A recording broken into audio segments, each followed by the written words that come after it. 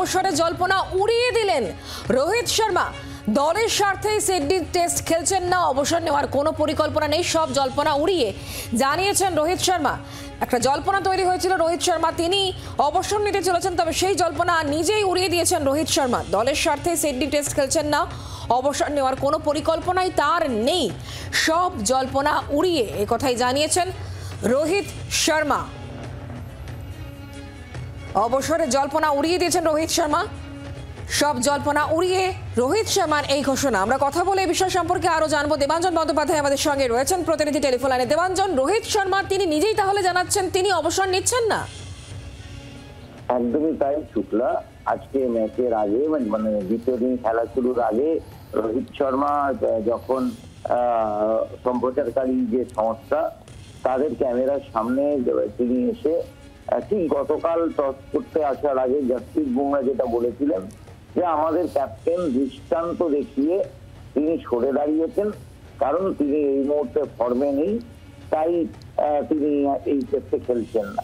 তারপরে নানা জল্পনা উঠেছিল যে কেন তাকে বিশ্রাম দেওয়া হলো, তিনি তো ঘরোয়া ক্রিকেট খেলেননি, এখানে এসেও একটা টেস্ট খেলেননি, তাহলে 3টে টেস্টের পর তাকে কেন হঠাৎ করে বিশ্রাম নিতে হচ্ছে, তাই নিয়ে নানা জল্পনা বলা হচ্ছিল রোহিত শর্মা হয়তো অবসর নিয়ে খেলবেন এই টেস্টের পরেই। কিন্তু আজকে রোহিত শর্মা তিনি জানিয়ে দিয়েছেন যে তিনি কোনো মতেই এই মুহূর্তে তার অবসরের পরিকল্পনা নেই। তার কারণ রোহিত শর্মার যে মানে এই ম্যাচ না খেলার ক্ষেত্রে যেটা সব থেকে বড় হয়ে উঠেছিল তার ব্যাটে রান না পাওয়া। তার কারণ যে 3টে টেস্ট ম্যাচে তার রান হচ্ছে 91 গড় 15.17, তাই নিয়ে কথা হচ্ছিল এবং নানা সমালোচনা। সেখানেই রোহিত শর্মা বলেন যে রান পাচ্ছি না বলেই টেস্ট থেকে সরে দাঁড়িয়েছি, তবে এখনই কোনো অবসর আমি নিচ্ছি না, ক্রিকেট থেকে দূরেও থাকছি না। 2 মাস বা 5 মাস বাদে যে রান পাবো না এরকম কোনো কথা নেই।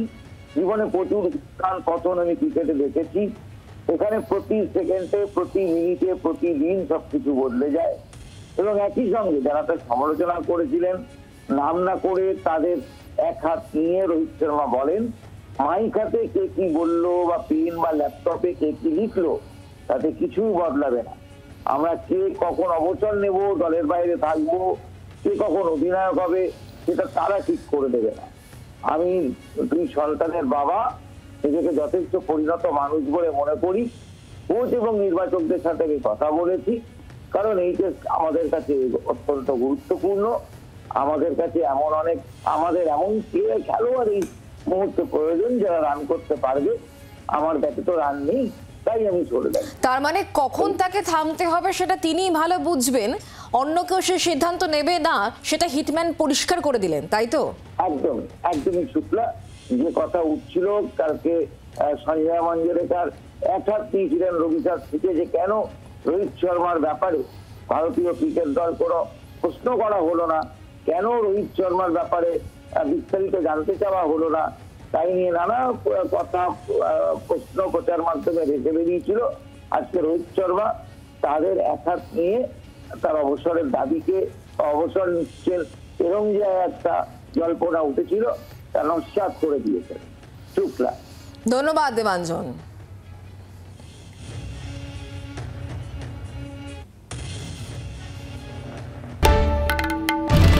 বাংলার আওয়াজ, বাঙালির আবেগ, জি 24 ঘন্টা।